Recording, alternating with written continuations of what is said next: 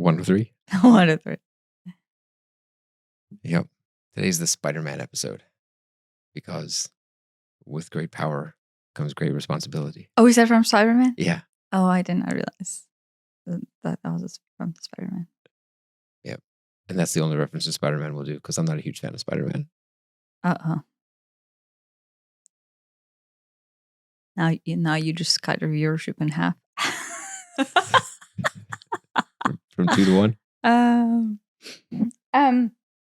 Yeah. So, yeah.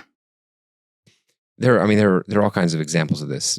People and organizations that have, I'll use the word power in giant air quotes, influence over people to, whether that's for their time and attention, or their money, or their the political votes, or their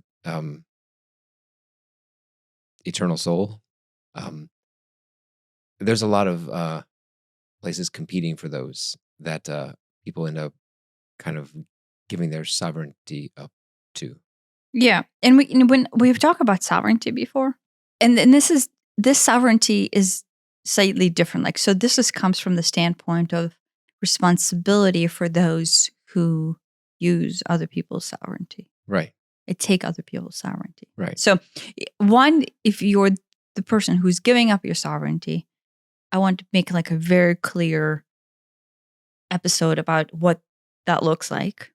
And then 2, specifically, if you're the person who's using other people's sovereignty, I want to make it clear how it looks like on multitude of levels. And so maybe this is what it is. It's just like clarifying how the sovereignty is used.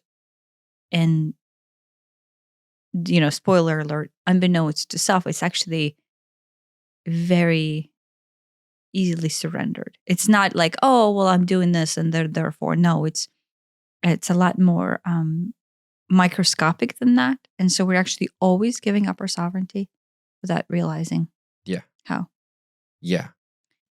Yeah. So I think it was on the same day that we had the podcast that I had this dream. And so you and I had a discussion about this already, but we'll kind of like regurgitate. And I don't actually have an answer for the right course of action. Yeah. Other than generalized responsibility.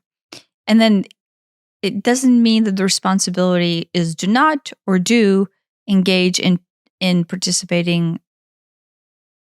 Okay, so let me say this. Okay, yeah, I'm getting ahead of myself. Okay, so in the dream, and I've had these dreams like the way they come out, and I've been analyzing all of the different angles of this for quite some time.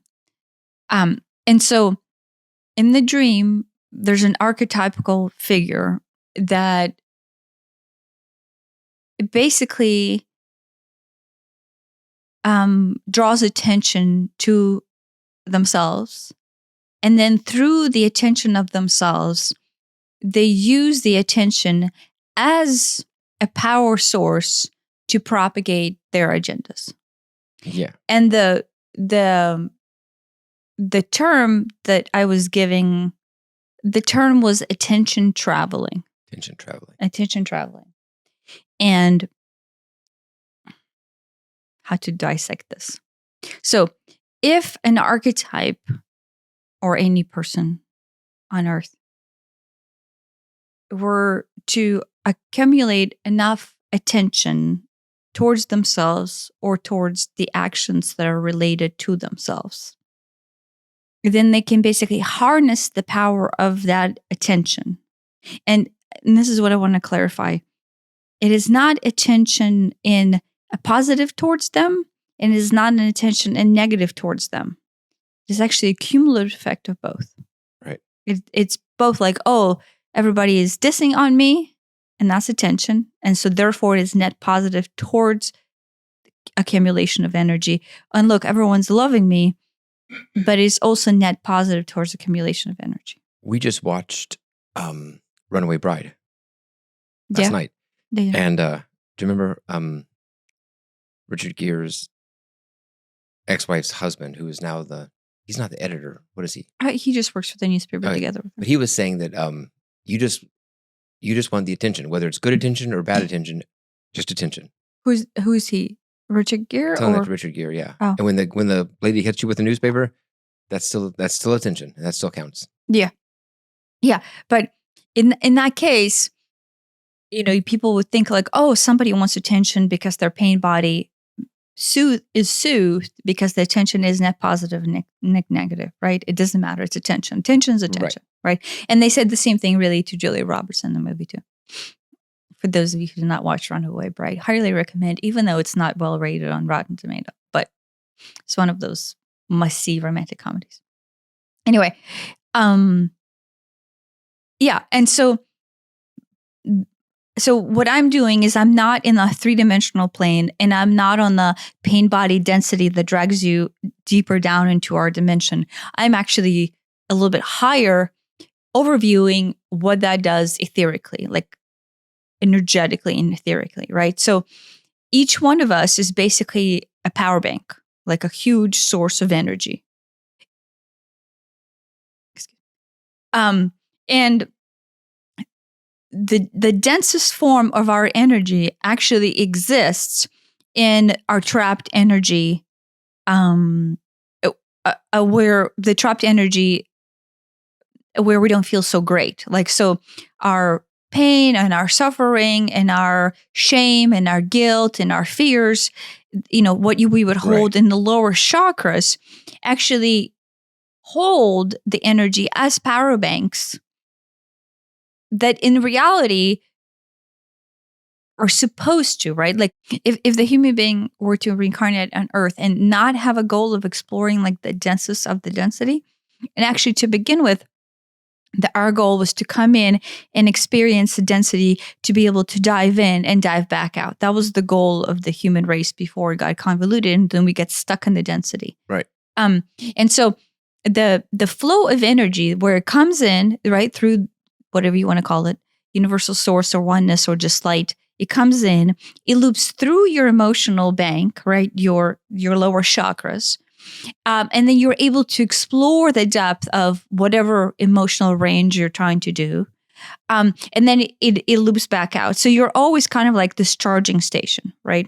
But because our energy gets very easily trapped in the lower portions of our chakra, it actually kind of like almost, there's like an apparatus that like winds itself up super, super, super tight. And then when you release it, it's like a huge spring coil. I don't know what I'm talking about. I was going to say a spring. Sure. Like a coil spring, like a clock spring. As Yeah. opposed to like a spring, like a, like in a watch, it has the coil type the spring. Coil. Yeah. So it comes in, and then because we are not releasing density, we're holding on truth, meaning we're denying ourselves our truth.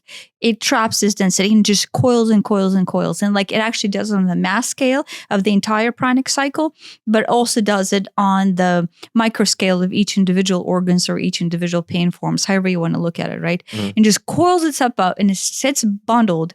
And the more actually sits there bundled, the more energy potential you have when you release it, right?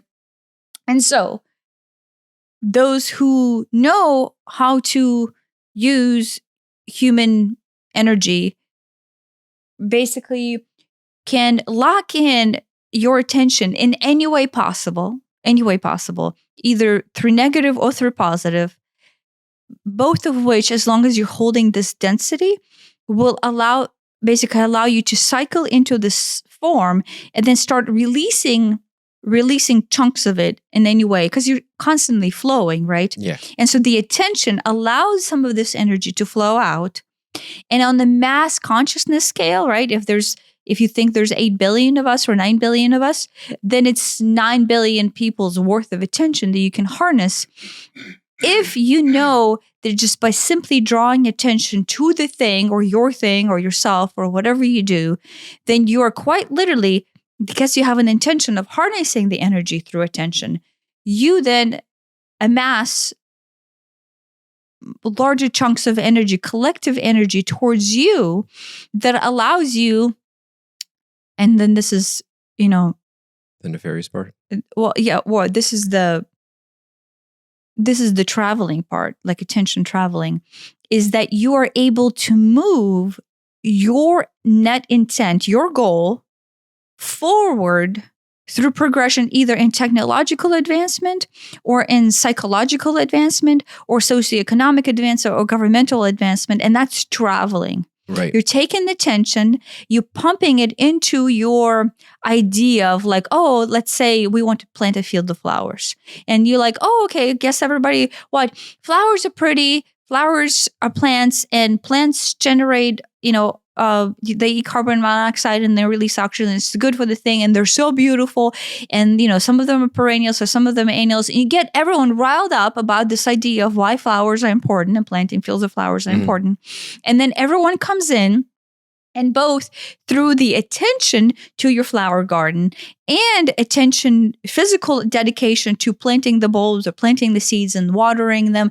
And so you're an archetype who has pushed out an idea of a flower garden, and everybody else who starts to participate on it basically dedicates their energy either in the thought, right, in the sharing of the flower garden, or you will have some haters going, oh my gosh, we hate flowers, we should only plant local grasses, and the flowers that are not native to this environment are bad. And so you have also that onslaught. So you have the negative, you have the positive in the physical form of implementation of this garden, and you have the positive of everybody who dedicates their time staring at the garden.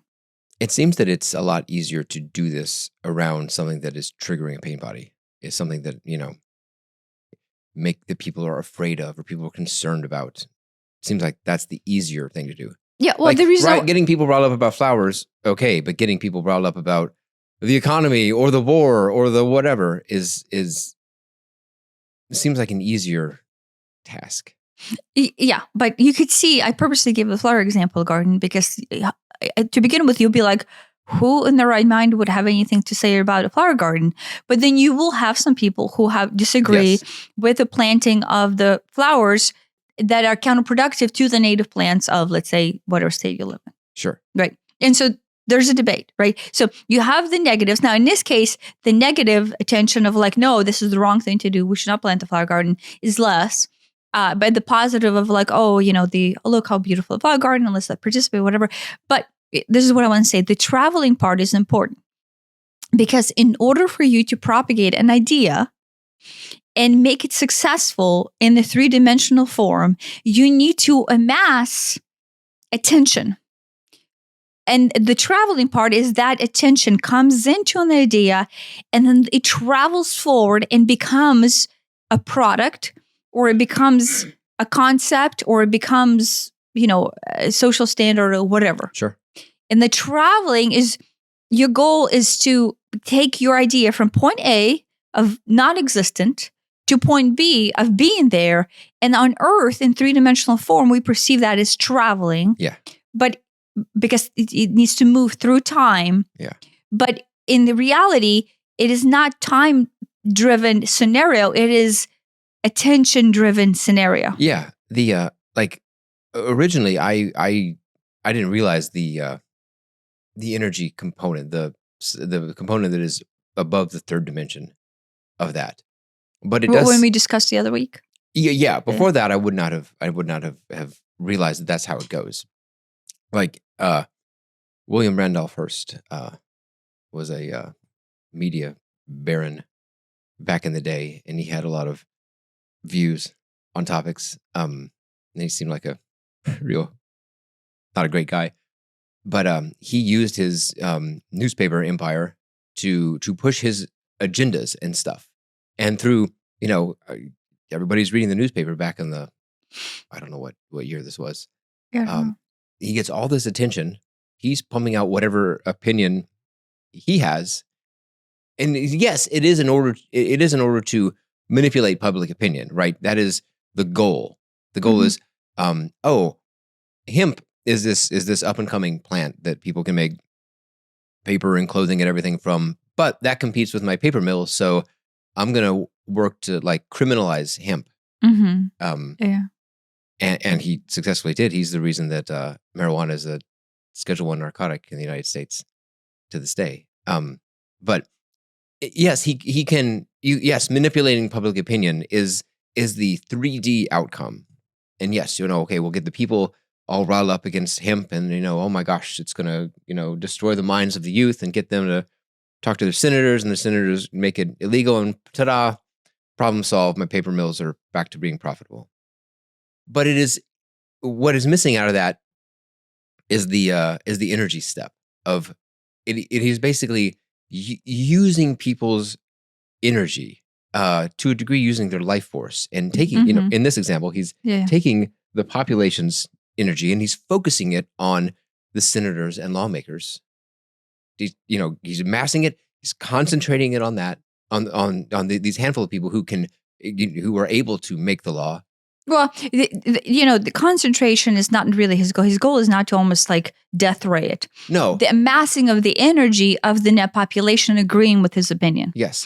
But it also amassing the net energy of the people who are disagreeing with his opinion. It is both. It is, well, yeah. It is any attention, both positive and negative, towards your propagation or your cause. In this example, they both feed on each other because, you imagine you get people all riled up on both sides and they start arguing and fighting, and it's just more and more time and attention. But feeding is not like amplifying, because you're not amplifying each individual. Like it is not. So once an individual's activated, they're activated, but it spreads to more people. It's activated or activated, but then you prolong the activation. That's true. That's what I mean. It is so that individual will not be. You cannot amplify the energy of that individual more and more and more to where you're starting to draw more out of them. Yeah. The only thing you can get is you can continue to get the stream. Get it longer and longer. Get it longer, right? So what I want to say is, three-dimensionally, we can like wrap our head around, I mean, I guess, if there's war and I am a soldier and I go and I strap in my backpack and my gun and I get shipped off to war. Therefore, I am actively propagating war by fighting in the war. That is like obvious, right? So you would say from three-dimensional space, like, I'm not propagating war because here I am sitting not actively engaging in war. But if you're actually actively engaging in a protest for or against, or if you're actively sitting there building in your mind why war is good and bad, even on your own terms, just to yourself, you're actively giving your energy to the energy of this concept of war. Yes. And then therefore the war continues to exist at a very, very, what most people would say, very mild level, to where you yourself would not think, well, I believe there's such thing as war.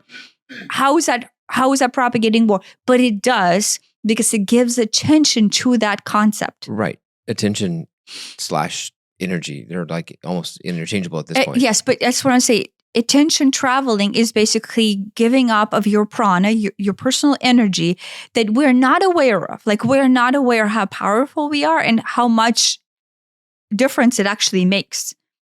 And so what we're actually doing is we're going, oh, look, I am a human being and I have this huge energetic potential and I have intentions. Like the whole point to be on earth is to have experiences, to have intentions. And so you're sitting there and you're like, okay, I'm a power bank. What am I going to do? And then the power bank, the energy doesn't care that you go, oh, look, there's such thing as war. I hope, oh my gosh, I sure wish it doesn't exist. Well, your mind, your energy system doesn't go, oh no, look, it's a not portion as opposed to the yes portion. Yeah. The intention is, here's this concept of war, and the energy goes, bloop, intention. Yeah. And that's it. That's it. Really early on my spiritual path, we came across that. And it's like, if there are these things which are, people would classify as negative. There's war and there's cancer and, all these things that I'm not a fan of any of those things. But actively going out and protesting against war and going on the, we're going to destroy cancer march and stuff like that.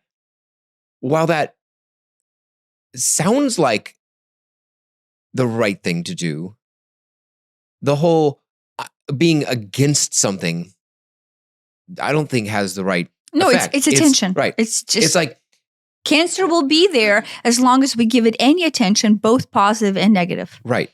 And it feels like, well, what else can you do? Instead of being anti-war, you're just pro-peace. Or instead of being anti-cancer, you're just for health. And so it's not a negative to a bad thing. I'm aligned with peace and health, and I'm not aligned against war. Yeah, but it's more okay. It's even more than that. There's this. This is what humans do not know how to do, and because we are unaware of one, how the system works, and then two, depending on your framework of awareness, like how far you can travel up the frequency of understanding, this might not make sense, but I will say it, and hopefully at some point it will. There's a point in existence in which you can rise above all concept of war and all concept of war and peace, Right. separate from all dualistic splits of it, and see everything through consciousness of love, Right. both war and peace. Right. And if you are in that point, you actually have locked in, honed in on the energetic frequency of your own sovereignty, to where at one point you will realize, look, I don't have to be triggered by war or by peace. I can remain sovereign in the overlooking state of energetic interpretation, and then choose, right? Because this is what we don't know how to do. You choose not to act as a power bank of attention travel to an issue. And the only thing you're doing is, if you are participating in an issue, is offering an upgraded frequency of love. I mean, that's a very Kabbalistic idea. Yeah, but Kabbalion, Hermetic. Yeah, talks about. I don't know if they talk about energetic interpretation of it. Yeah, I don't know. But so what I'm doing is I'm marrying the Kabbalion teachings with energy, pranic flow, and then maybe at the same time relating it to like earth three-dimensional issues. So I'm like marrying three different concepts here together, right? Because like psychologically, you would be aroused, whether it's like, being Ukrainian from Ukraine, right? Like it's very easy to get aroused about war in Ukraine. And I find myself like mourning the loss of the city, mourning the loss of the country, mourning the loss of like everything I have ever known through nostalgia, or do you know what I mean? And it's very easy to be in that energy of grief and mourning, right? But at the same time, I can recognize, or look, I'm sinking down into density, right? And I'm giving attention in a non-high frequency way and giving my sovereignty away to all the loss and all the what ifs and what can I do and blah, blah, blah, blah, blah, blah, blah, blah, right? And I notice it's difficult, I know. One, because it's my home country, and two is, especially if you dive into the news, it's difficult not to, on the side note, like Sumy is on the forefront where the Russian forces enter Ukraine.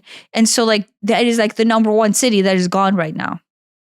That had nothing to do with war, right? So it's very difficult not to get attached to the potentiality of outcomes that is not net negative, right? So like it's hard not to propagate that negative into the future.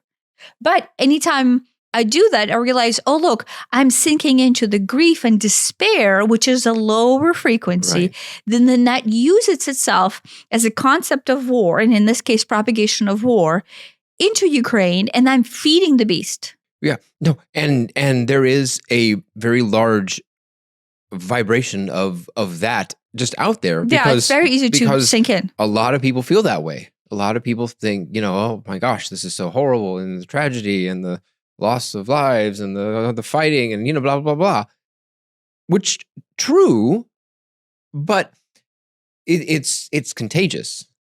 It's really easy to just go, oh my gosh, they're right. This is oh my gosh, this is so horrible. But it's contagious because in this case it is viscerally. Sure. Yeah, obviously nobody wants war in your home city. Yeah. And so like it's easy to justify that logically. Yeah, that's the thing is it is all too easy to fall into it, and it's almost difficult.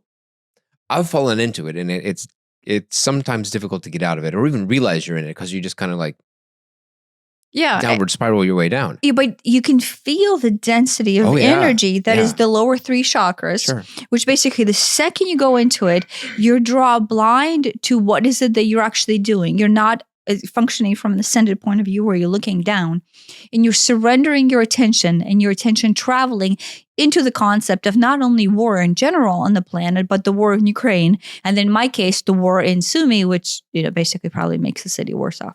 Right. So it's really hard for me not to sink in, because emotionally I'm so driven to an outcome, right, that I desire. But the second I realize, look, I desire something out of this, as opposed to allow the system to express itself and actually ascend up into love and let the expression take place without me giving attention. And in this case, even though it's a well-intended positive, is actually net negative. So yeah, that is like the first part that I want to say. That is how the system works. Yeah. So it is not obvious. It is completely not obvious. It might be obvious from the standpoint of like a war example, but it's not obvious from the standpoint of everything else. Like quite literally everything out there is fighting for your attention. And you could say it like, oh, well, there's a billion things that are fighting for your attention. But the truth is, a lot of them are clustered up into these chunks.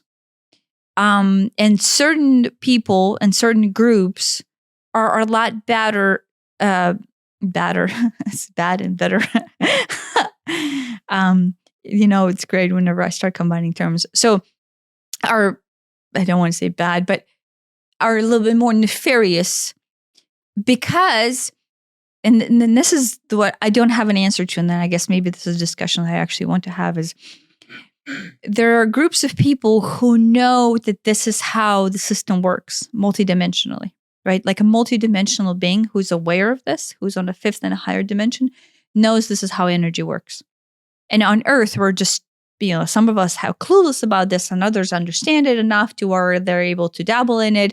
And other beings are completely aware of it, like 100% on Earth aware of this, and have been using this technique, to amass all kinds of fortunes. Right. Both monetary and non. Right. And so this is, I don't have an answer, but this is maybe like the moral conundrum that I'm always analyzing right now, is if somebody has knowledge, multidimensional knowledge, and I'm not saying that they are themselves always at the peak of awareness, but they know that this is how the system works. Right. They just understand the game. They understand the game, and they know that the attention is the currency. That's the currency, right? Yeah. Like, I have a marketing degree. We've been doing marketing for over 20 years now. We know attention is the currency. No, I mean, that's they say that, we went from like the industrial economy to the informational economy to now we're in the attention economy. Yeah, but from the industrial economy, the mass amount of workers coming into Model 3, not Model 3. Model T. Model T. Oh wow, the slips are okay, yeah, so Model T planned right, are the attention, right? In this case, physical interpretation of attention that allows the product to go from non-existence to existence, right? Right. And so in that case, Industrial Revolution is having enough currency of people's attention through hiring of them for your industry to propagate the product from point A to point B in time and space. Right. That is multidimensional interpretation of facilitation of a good physical good in a three-dimensional space. Do you see what I mean? Yeah. Like if an ascended, if a higher multidimensional being were to come in and they go, how do we make something happen on Earth in three-dimensional space? They go, oh, we need to put in certain amount of energy, right? When we talked about, we talked about the World War II, right? Remember what I said, that whenever World War II has been going on, from 39 into 45, the inertia of that attention traveling has taken on such a big energetic momentum that it was really difficult to stop it. Right. And so all the parties that were coming in and fighting the fronts, all the allies who were fighting, the inertia, the momentum of the Nazi or the Japanese forces just were struggling, right? There's just, because the momentum was so big. Right. And then I'm talking about energetically, just energetically. Right. Then what do we need? We need a larger chunk of energy on the other end to offset this chunk of energy. Yeah. So it's this energy traveling forward. As much as we're fighting, we're just, not winning as much. So we need to diminish this energy, right? And have this energy be stronger, which was happening in the West on that front.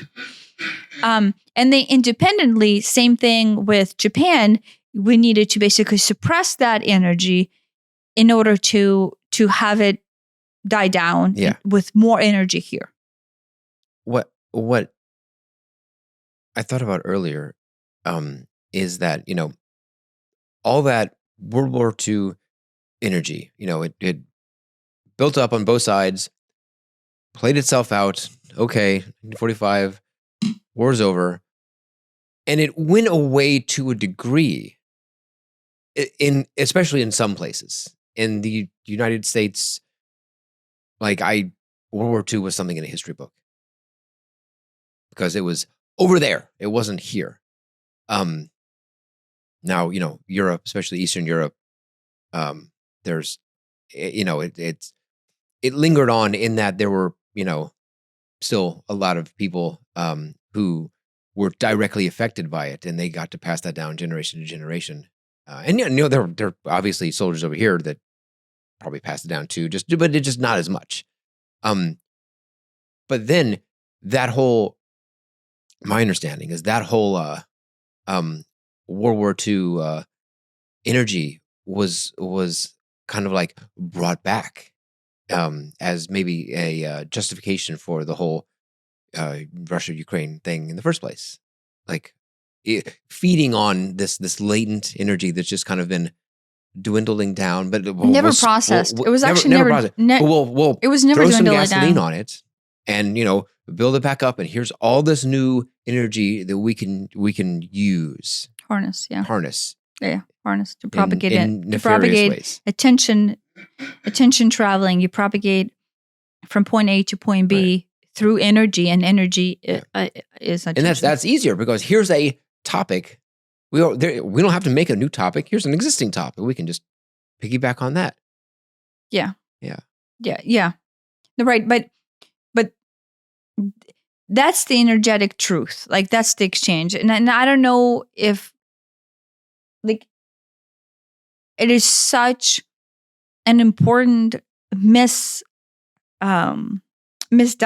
or misinterpreted concept that most people just freely give up their energy to all kinds of things all the time, not realizing what is actually happening to that exchange. Do you know what I mean? It goes from the most minor thing. Like if you go to the grocery store and you pay attention to, I don't know, price of avocados or whether or not avocados are good for you or whether or not tomatoes are good for you. Do you know what I mean? If the goal is to propagate or harness energy, the easiest way to do that is through fear. Fear is like this blanket statement that is the easiest thing you can do as far as nefarious energy grabber to go, well, I don't have to do anything. I just have to engage somebody with fear. Right. And if somebody's high enough on the totem pole where their intention is to harvest the energy of fear, and there's plenty of people who do that, then, both like lower level 3-dimensional nonsense and then higher multidimensional nonsense, then people are like, oh my gosh, like I remember when I was complaining about the price of olive oil. I'm like, oh, my gosh, it was $14 and I remember when it was 12 and then it was 14 and then I was complaining about 16 and now it's 29, right? Yeah. Which, obviously I still get riled up over it, right? But as long as I sink into that scarcity mindset of fear, I am just surrendering my attention to this blanket statement, both fear over, let's say in this particular thing, olive oil, and then a larger statement, fear into the larger feed, into the mass system of fear. And scarcity, and every little, scarcity is a flavor of fear. Yes. But every little step along the way, you're just putting more chips into that bucket. Yes. And so we're constantly doing this with zero awareness that is how the system works energetically, 3-dimensionally, and what we're actually responsible for. The easy trap to fall into, and I've done this before, is to be afraid about being afraid. It's like, oh, I'm afraid of the price of olive oil. Oh shit, now I'm afraid that I'm afraid. Oh God. And yeah. Yeah, no, but the second you go into the fear-based mindset, you have to go, oh, look, what pain body is it striking? Well, it's striking the pain body of scarcity and not enough. Oh, okay, look, I'm back there, because most of the people, everybody will go, okay, look, I'm back there. Acknowledge that and recognize, not run away from it, but recognize, oh, look, I have this influx energy that has triggered the pain body of unsafety and fear. Give it space. Quite literally say, it is okay. This is the tendency, and this is the trigger that I have in regards to human survival, just survival of my being.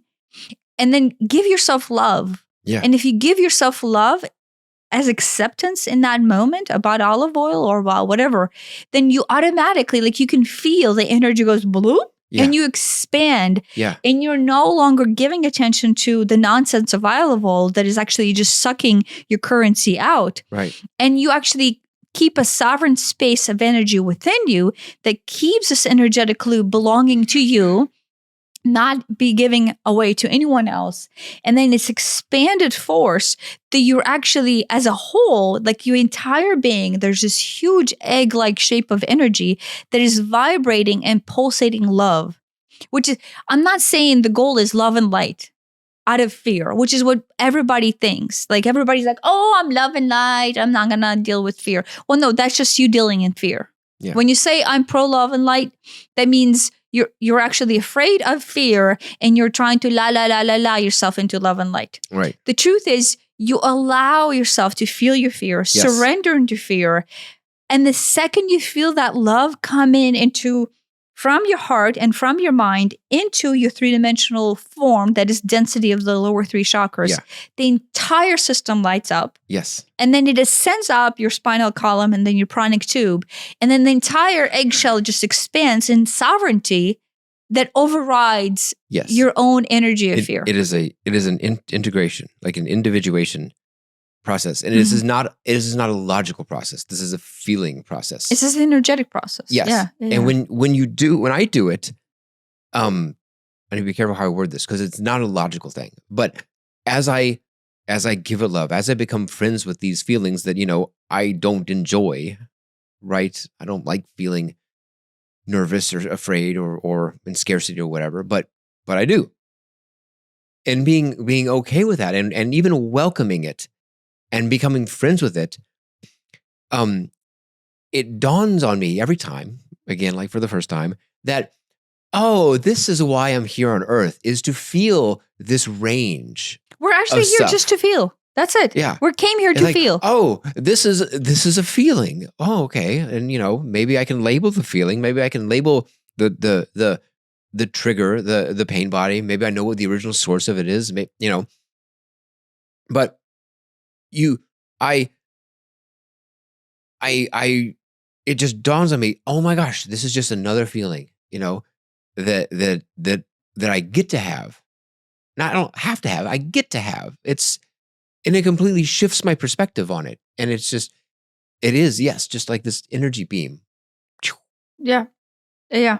No, I want to say that doesn't mean that I'm not still afraid. Yeah, the nervous system is still in the influx. Yeah. But it actually comes down. The goal, when I say this, so this is what happens, is not for somebody to chase it, but the nervous system comes down right away. It does. And it just like completely shifts itself and upgrades its frequency flow. Yeah.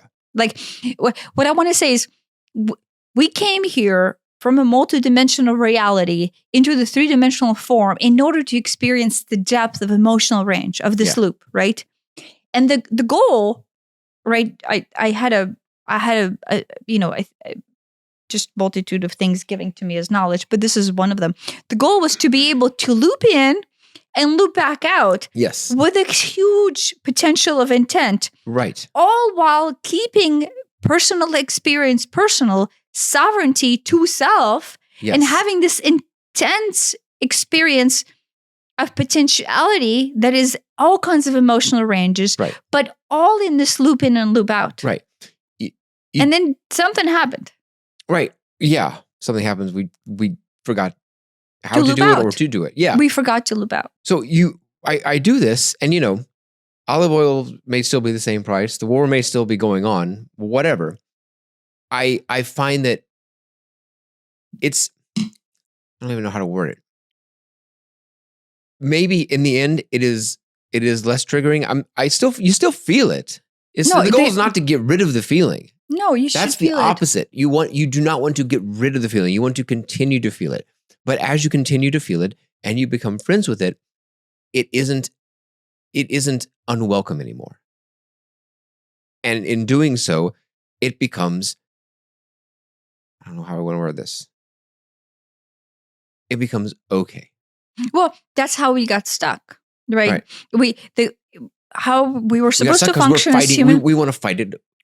We want to deny it. We want to deny that it's there. Yeah. Therefore, we exercise not to function in truth. Yeah. And the second we deny that it's there, it loops in, and then it has nowhere to go because we're trapping it down here because we don't want to. It builds and builds. Yeah. So it just quite literally traps the loop, the energetic loop of coming in, having this emotional, amazing feeling, even if it's something that we deem to be bad, is actually the most amazing thing. Right. And the goal of humanity to experience this. So you loop in, and then because we stopped acknowledging our truth of having this feeling, it just gets stuck. Yeah. And then at some point down the road, whenever enough of us got stuck and enough of us basically became this wound up coils, other entities who had the knowledge of like, oh, look at all that energy. Yeah, look at what these people are doing with their energy. It seems to be available for utilizations. And then they basically went, okay. And so then they're like, I will attention travel. I will propagate three-dimensionally attention traveling. Yeah. And so so part one is I hope this thoroughly describes how the system was intended to be worked, what it actually ended up being, because we don't realize that what we're doing, the system still works the exact way if it's intent, right? The system is still continuing to work of how three-dimensional energy was supposed to be interpreted by our form. But because we forgot that was the intent, we got lost in the density of it. And then we now loop in, get stuck, never loop out. But in the meantime, that stuckness has other people utilize our free giving up of sovereignty, free giving up of attention for their purposes. And, maybe, I don't know if this is the right time to transition to it, but for both good and bad. Yeah. And this is the conundrum that I am weighing in. Is it right? Is it morally correct for someone who is of a higher understanding to know that this is how the system works? Yeah. Know that most of the people below them, not below them like they're lesser than. They just don't have this higher understanding. Yeah. Do not know that that is how the system works. And then through their actions, you convert these groups of people into attention traveling to propagate your desires. Agenda. Be it positive or be it negative. Right. But it is your agenda. Right. And then I assume for the most part, everybody thinks their agenda is good. Well, some people above. I guess there are people who are deliberately doing.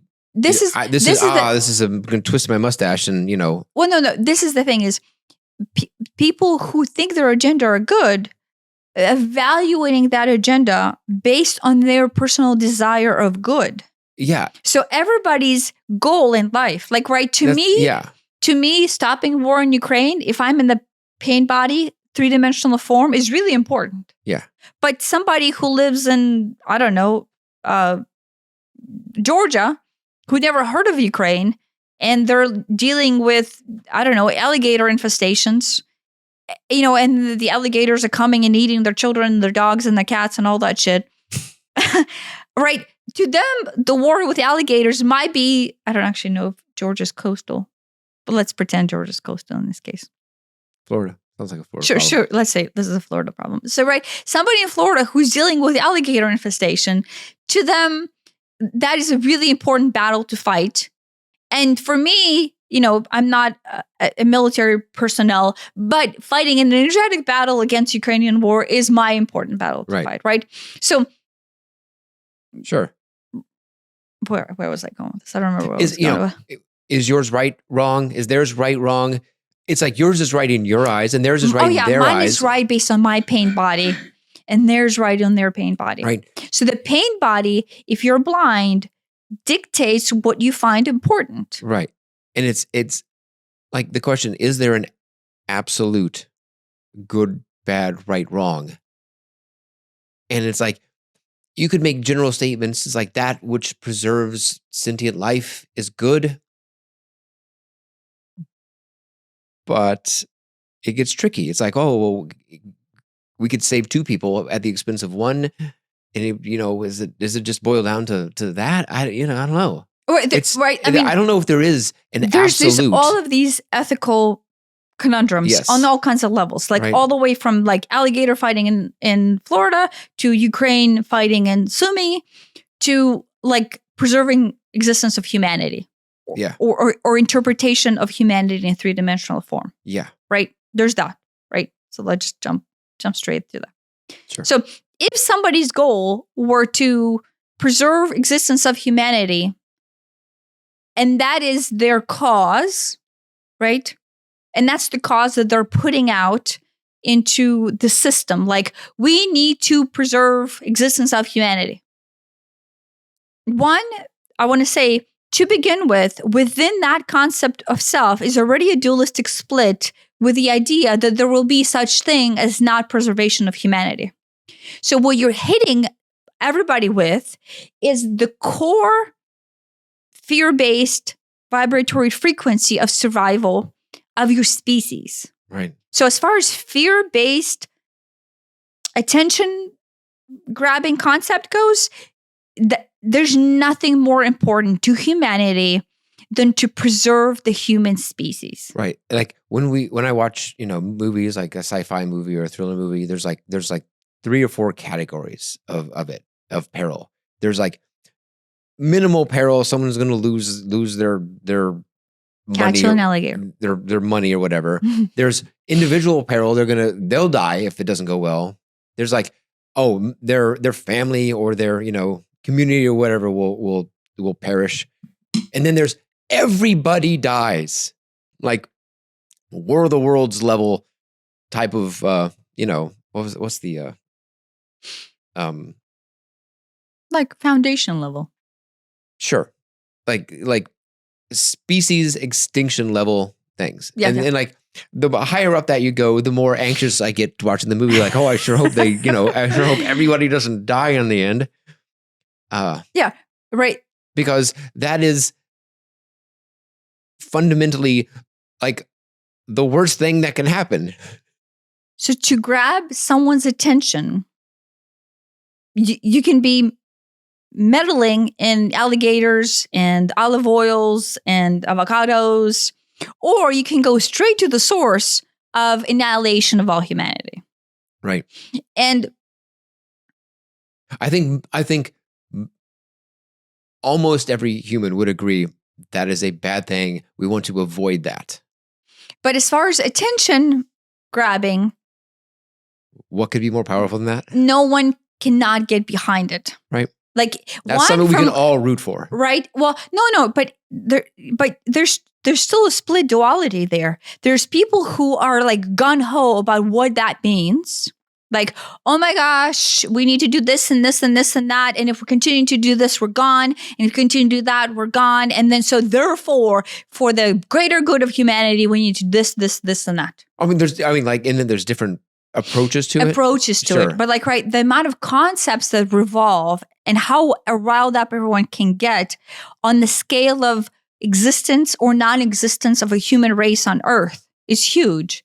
And then you will have people who are like, no, that's the wrong thing to do. The right thing to do is blah. And think about how many conversations there have been over the last 10, 20 years about global warming. An extinction of humanity due to global warming and not extinction of humanity due to global warming. It doesn't even matter. It doesn't matter if it happens. It doesn't mean if it's surreal or not.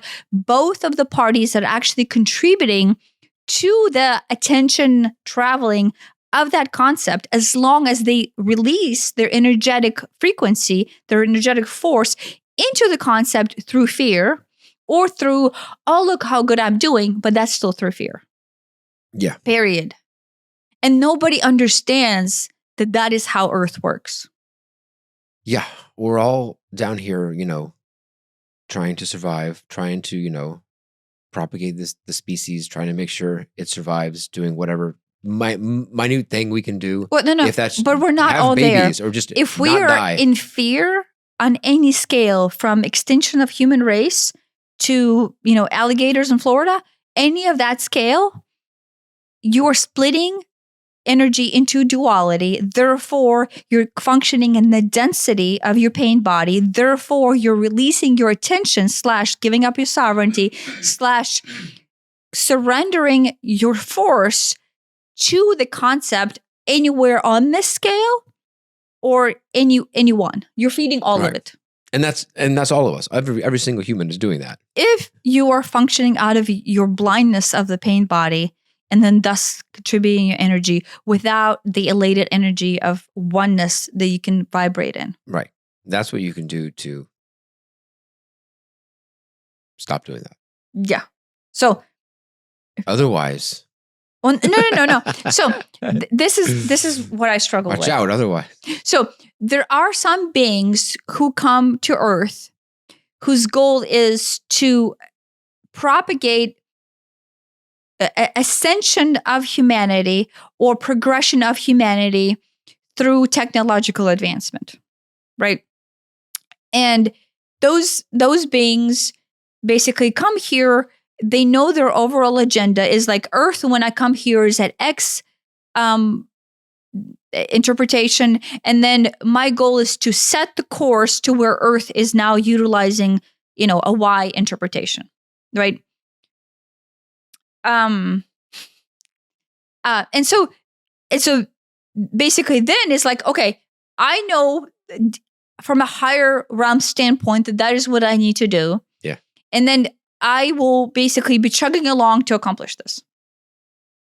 And as they're chugging along to accomplish this, the only way to accomplish that on Earth is through attention traveling.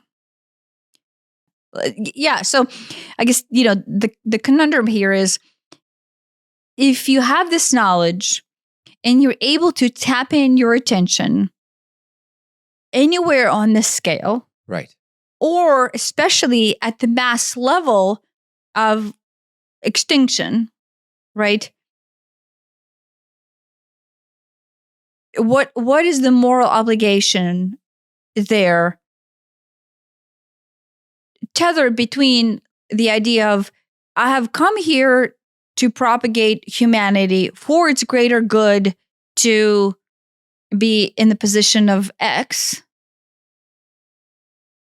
And to do that on Earth in three-dimensional space, I need attention in order to propagate this progression to attention travel. And then on the flip side is but attention is sovereignty, the surrender of sovereignty that most of humans are not aware that they're participating in. Right. And I don't know. I mean, it's like even everybody, most people genuinely believe that they are doing the right thing. And let's just take out the people who are nefarious about it. They shouldn't do it, sure. But, people disagree as to what is the right thing. Yeah. No. So I don't know, does there exist a universal right thing? I don't know. To some extent, there's this justification for it or logical justification for it. Three-dimensional beings who are unaware of this concept are aware of this concept from their higher self interpretation. So if a human being does exist, and then they participate in Earth, period, through this larger overview of expression, you can say, well, their participation on Earth at the time of ascension or at the time of propagation through this technological advancement, consciousness advancement, is there to help me.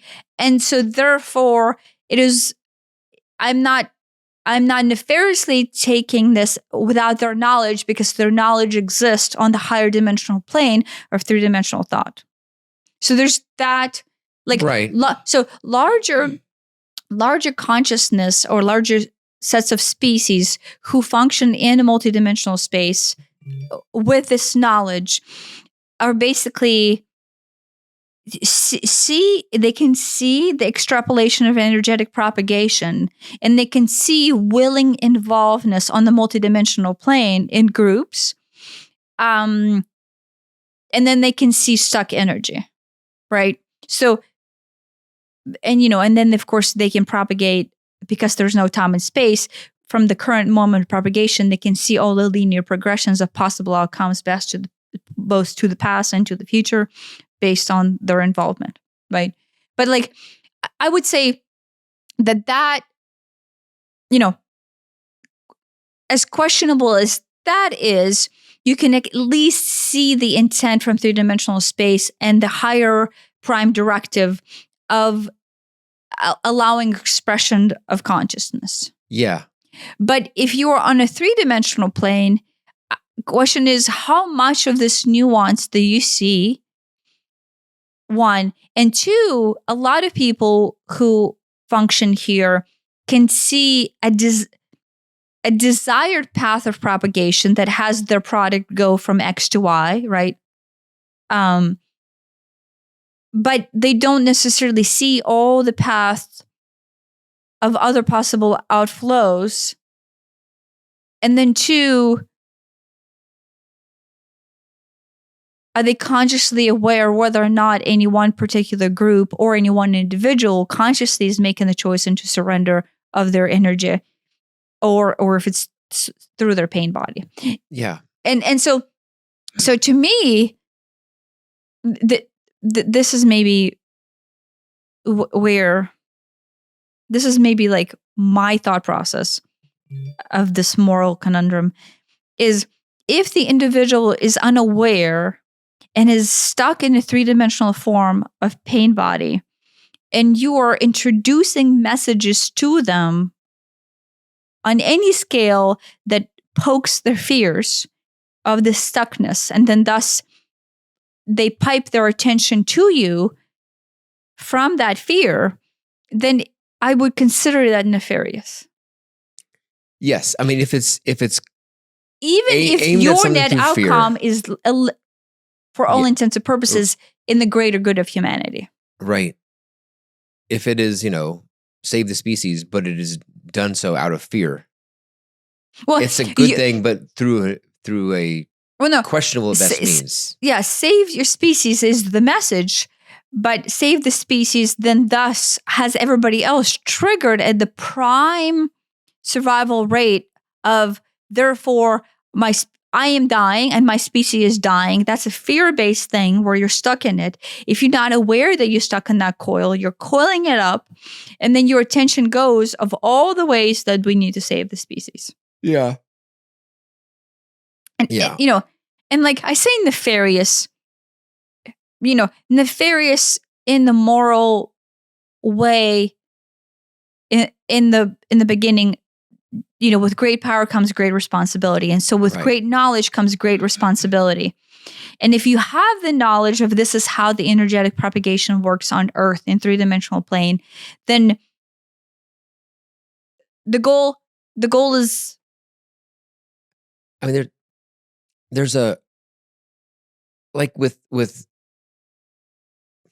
like a political ad is a really obvious thing. Like you can have a political ad, look what good things we can do, da, da, da, da, da. Or you can have a political ad, look at my opponent, they're terrible because of X, Y, and Z. Don't vote for them because, watch out, that's scary. Versus, look at this amazing future we could build together. Just as like an obvious difference here. And so I kind of look at it as, is it coming from a place of fear? Is there, and let's even agree that the goal is a worthwhile goal. We want to plant more trees or clean the air or move to another planet, colonize another, whatever it is. Let's just assume that is a goal that we can all agree on, which is already a high bar, but let's assume that. To me, it's like, what is it done out of? Is it done out of love, which is tricky because fear sells. Fear sells really good. Like, watch out, we're going to poison the air and we're all going to die from global warming. Or watch out, an asteroid is going to hit us, we're all going to die, we better get to Mars. Or watch out, those gas cars are terrible, buy an electric car.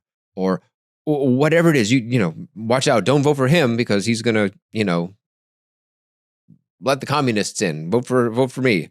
It doesn't matter, whatever it is. Those are all from the fear. The message is from a fear point of view, even if the desired outcome is a noble goal. It is difficult to make an ad, to make a whole campaign, a whole message around love, in that, especially if you're competing against someone, some product, some message that is all too eager to use a fear-based thing, that it's not that it's better, but it's that it often will win the hearts and minds of people because... Not hearts, attention. Right. Through fear. Because it's so dense. Yeah. It's so dense that, buy this product, it's, organic and locally sourced and blah, blah, blah, versus this is cheap. This is mass produced. This is whatever. It's, maybe that's not a good example. It is easy to have an ad buy this product that is organic and we have bred it and grew it through love. Yes. Or buy this product because it's organic and therefore it will not kill you and not give you cancer because of all the pesticides that the other industry puts into it. There you go. There you go. Because now it's apples to apples, organic apples to organic apples, even, and it's like, well, geez, they mentioned the pesticides. I sure don't want those. Oh, cancer, that sounds bad. I'm gonna have to get that one because that one specifically says it won't give me cancer. And they may be the same apples. They may be grown the same way, but that one has this element of fear in it, which, it strikes it doesn't strike at the heart. It strikes down here in the lower chakras and go, oh my gosh, it works. It works against people. We are I don't know, conditioned to respond to that type of a message. As long as we're functioning in the trauma and pain bias Yes. set that we do not integrate. Yes. Yes. But that's the goal, is knowing that individuals give up their energy freely as long as they're functioning in fear is a knowledge within itself. Yeah. No, I mean, that's how all great dictators came to power, is through some sort of, watch out, everyone be afraid of this group of people because they're doing the bad stuff. And then, we can go all get riled up and. But it's attention. But it's attention. Yeah. But it's all fear. Harnessing of attention through fear. Yes. That's my whole point. True, false, accurate, not irrelevant. It's here's something that pokes the fear button. Oh, it's the cancer. Oh, it's the environment. Oh, it's the war. Whatever it is. Yes. Easy. It's easy. And it has worked. And that's just 3-dimensional reality. Yeah.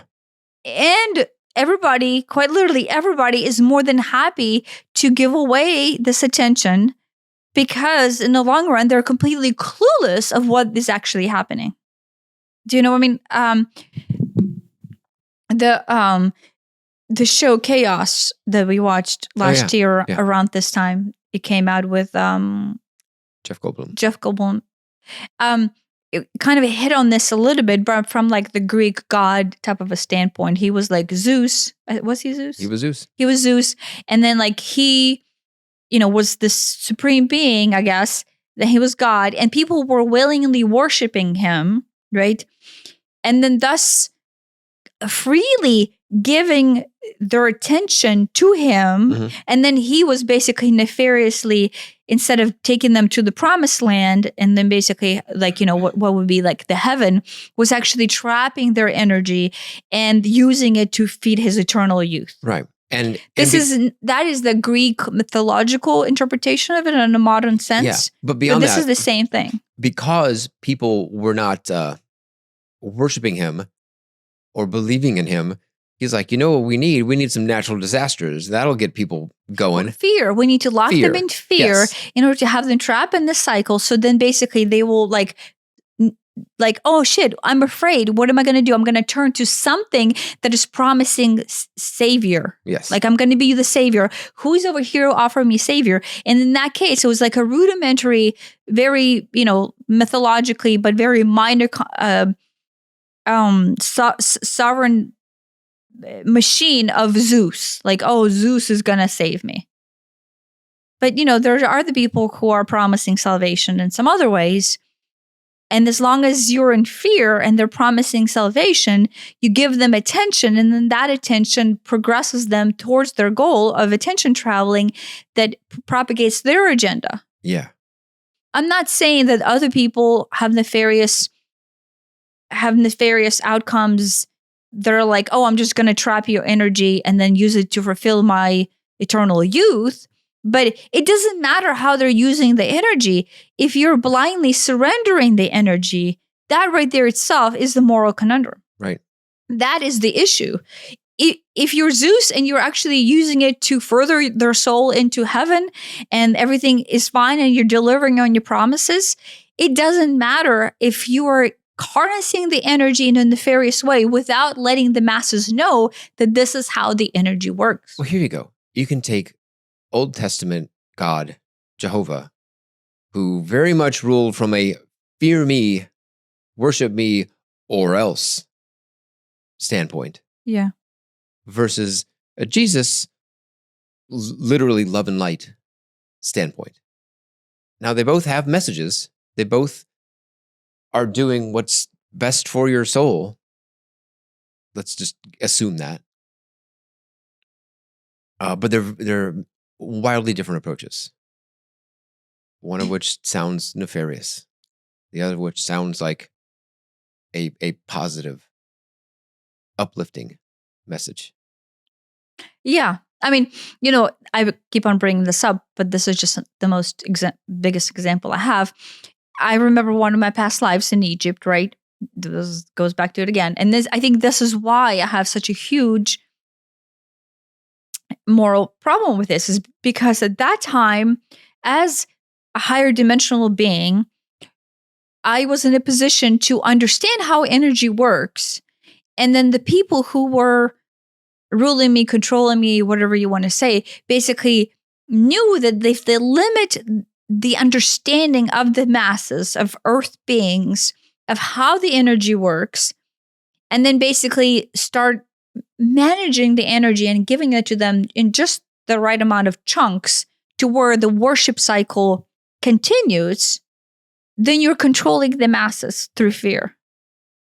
And, maybe as a sin from multidimensional standpoint, I participated in that, not willingly, but still I was an active participant in that, of taking power away from the people, and then thus, being the responsible party that limits their understanding of energy and limiting their reach by locking them into the fear cycle. Yeah. But that was a very nefarious propaganda / effort by extraterrestrial beings who came in here to control the masses in that way. And even though that wasn't my agenda, because I was the transitory phase that it could basically... You get forced into it. Well, no, I was not... You get forced into it through your own fear. Well, yeah, I was forced to do that. But I had the power not to do it. Do you see what I mean? Right. Because I was forced to do it and I ended up doing it, but the people trusted me more so than the beings that were controlling me. Right. Right. And so if you have trust that the people give you, that is attention. Right? They trust you, therefore they give you attention. And if they trusted you to supply them with life force energy or allow them to understand how their life force energy works, right? Which is in Egypt, to begin with, before the goal was to limit human understanding, the whole point of Egypt was to teach people their own personal sovereignty and their own personal life force energy. But at some point, whenever the agenda switched, the goal was to teach people that they don't have their life force energy, which is not true. It's just to basically close their eyes to the truth and deliver it in these nuggets where you are the dissemination of that energy. Right. And it feels good because those nuggets are true. Yeah. But it's not the whole truth. I mean, that's the story of humanity, is that we had it, and groups would, the Gnostics, the Essenes would kept it alive in their little groups, but for the most part, for the most people, it has been lost. Yeah, through agendas. Right, because an individuated populace, an integrated populace, is not easy to manipulate and control. But a populace that is afraid of everything, or at least can be made to be afraid of everything, especially pick your hot button topic today, can be manipulated, and you can suck that energy out and you can make it do whatever you want. Yeah. I mean, yeah, that was the goal. That was the established process. We've been functioning that way for millennia. Yeah. So nothing's new there, but I want everybody to understand the mechanics of that, so then they can claim their own sovereignty, not just like to the micro scale. And so I think this is what I want to say is, anytime any being that has any awareness of this propagation, even if they think their goal is net positive or net noble to the propagation of all species, human and otherwise, is functioning under the premise of unaware populace that surrenders their sovereignty because they're not aware how surrendering their sovereignty works, you are functioning from a moral standpoint of being, 3-dimensionally and multidimensionally. Right. And so you have a responsibility to do that the right way. Yes.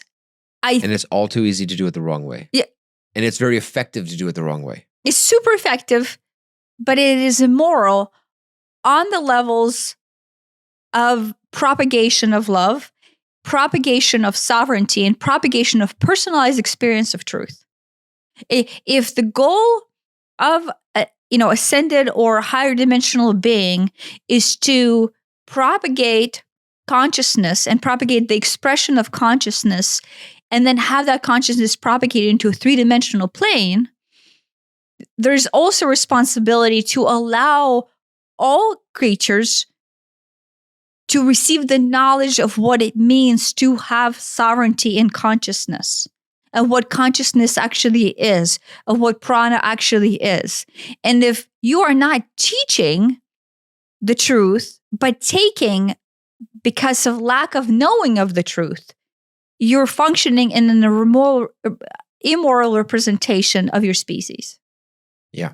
And I say this knowingly that I was in this place, and then I was in some other places because of this. And this is how we get lost, is we fixate as a being on the larger concept of prime directive, and then we start to ignore the minute messages of how we reach that prime directive. And we start excusing ourselves in our behaviors because the prime directive in the long run is for the greater good. But we sacrifice how we get there on the micro scale, right? Then through each being at a time. The end justifies the means. But a lot of atrocities have been a lot of actual 3D atrocities have happened because the end justifies the means. Yes, but the 3D also translates itself into the larger agendas of these beings who are on Earth right now, who have greater good agendas, but are achieving them at an expense of not teaching the populace of their personal power. Right. If I had an agenda, right? If I had an agenda, and I did not do this.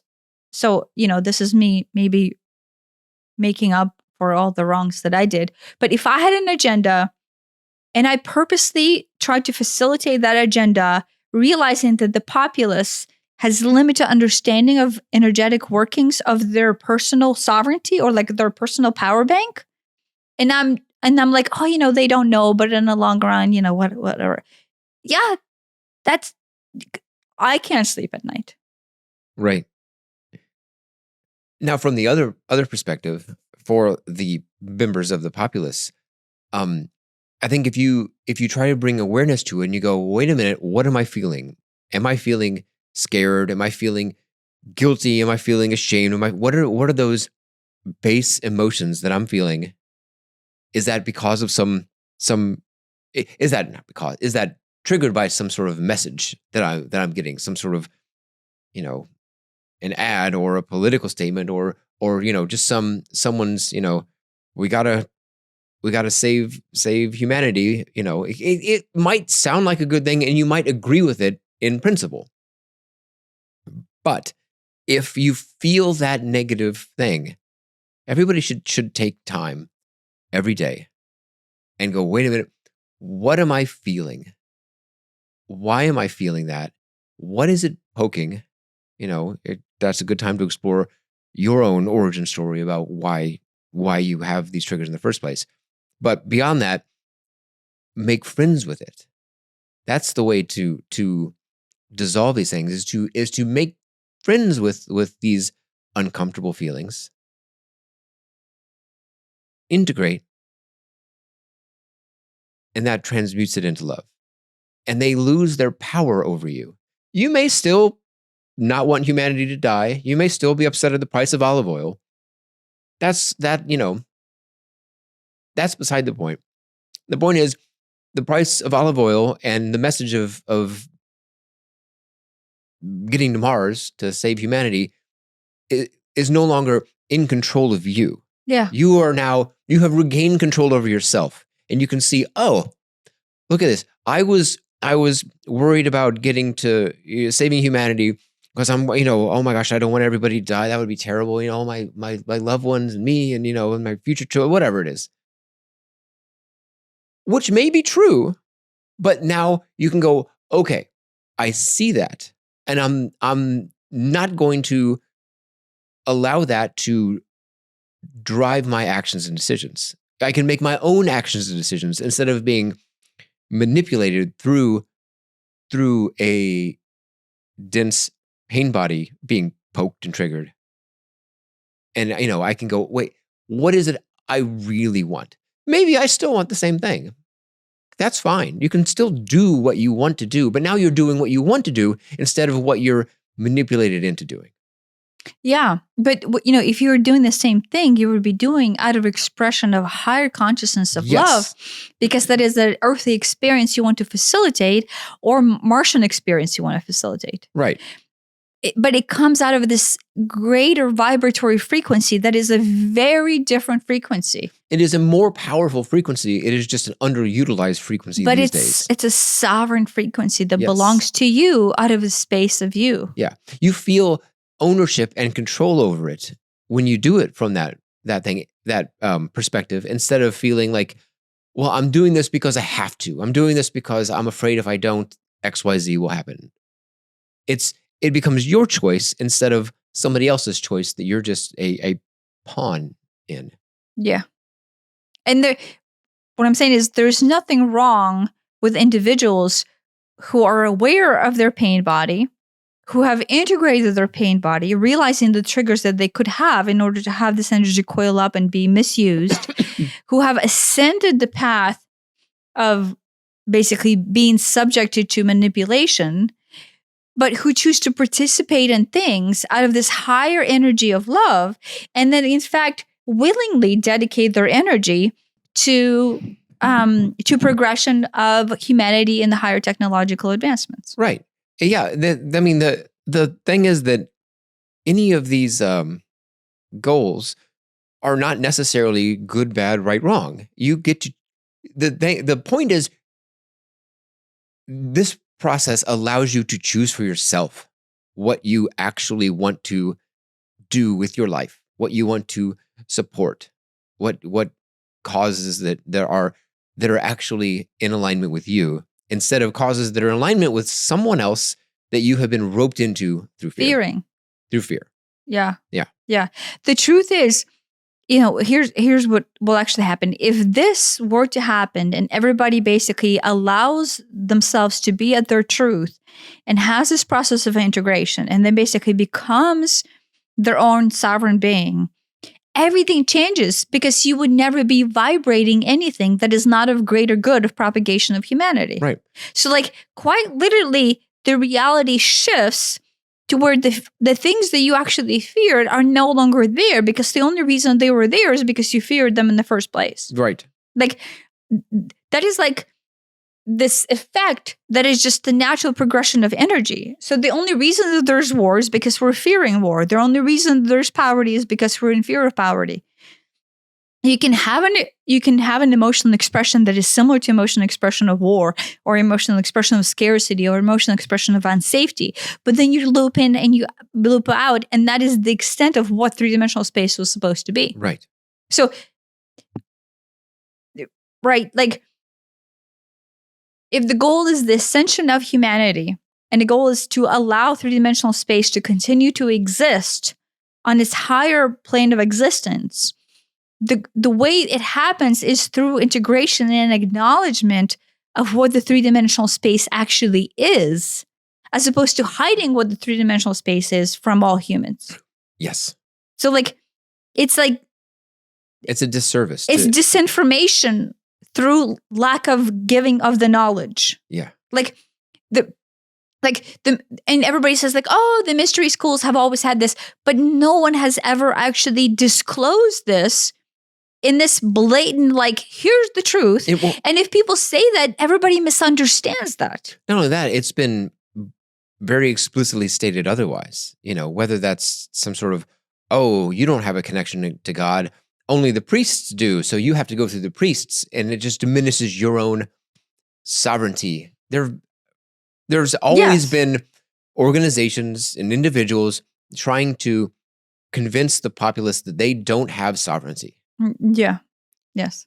And through that suppression, that instills fear. The fear can be used and manipulated to whatever ends. Yeah. If anybody ever says you don't have sovereignty, that is like the number one, like, ding, ding, ding, ding, ding, red flag or red light to they are trying to make me lose sovereignty in order to use my energy for their attention traveling, Right. for their mass purposes. Right. That's Right. the anybody tells you that, oh no, you have to do this, this, and this in order to get that, or you have to talk to this guy in order to do this in order to get that. Right. Anytime somebody disempowers you, then that is the number one red flag for that person is nefariously, consciously or not, is trying to misuse your personal power for their gain. Right. And that doesn't mean that their project or message or goal is good or bad. We don't know. It could be one or the other. Could be neutral. But the way they're going about trying to recruit you into giving up your energy and supporting this cause is not cool. Yeah. And you need to be able to make that decision on your own. But you can't make that decision on your own if you're stuck in fear over, oh my gosh, if I don't do this, then everyone's going to die. Yeah, but the goal is to have you stuck in fear so you don't even understand what it means as far as them gaining your energy. Right. So, right, but if you're not teaching this to the masses, you're quite literally then suppressing that away from the masses. And if any point along the way you're using the masses' energy, I have opinions. Right. Now, we're, as a human beings, unless we have come to awareness and integration, we all start our projects out from some points of fear and pain body in order to propagate survival. As an individual, as a neighborhood, as a city, as a state, as a country, as a earthlings, right? Like, if we did not gain awareness from our childhood, so far, all of us have been basically starting these projects from fear. And then if they succeeded, is because we have amassed enough attention out of that fear to propagate this project forward, right? And that exists for everything. I cannot say that, people started projects. If a project were to be started out of this open heart energy of love, which a lot of them were, eventually, if that being is not aware, they would have sucked in their pain body back into it and then basically started looping that project out into their pain body. Even if the initial project was started out of like, angelic frequency of love. Right. So, yes, I would say that humans on earth are just by nature subject to their own blindness, and not everybody has a nefarious intent. But I think some of us are more aware than others about the nefariosity of our intent. Nefariosity. Yeah. And I think a lot of people who have amassed a lot of power on earth right now are a lot more aware of this than others. I think for a lot of them, it is a deliberate, oh, this works really well. This Conscious. is easy. This helps my agenda. Yes. So full steam ahead. Yeah. And, it's sad, but I think, right now, not everybody's talking about this truth. And it's difficult to have this machine all of a sudden stop turning its gears, because I don't know what 0.8 billion people can come to this understanding and like hear this and then viscerally understand this like this. And so, like, I guess the reason I'm saying this is because at some point the net number of individuals at the top that are doing this have to come to some sort of moral understanding of their own behavior. Will that happen? Will not happen? I don't know. But my hope is that. Yeah. Is that if the few people at the top who are basically knowingly functioning under this scenario can switch their gears around and start living responsibly to the greater good of humanity and all species, it would go a long way. Right. And, in doing so, that would help teach people that they can empower themselves. And it would help. It will help reduce it reduced the possibility that this can even be done into the future. Yeah. It reduces all kinds of possibilities. And in fact, we consciously as a group start functioning at the higher vibratory frequency, where the reality that we are trying to mend with our goals for Earth are actually different, because the Earth is now different. Yeah. Yeah.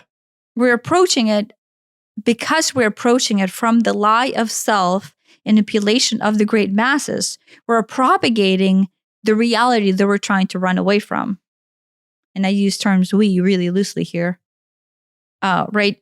As opposed to addressing the root cause of the scenario, which is lack of knowledge into personal sovereignty, which caused this scenario to begin with.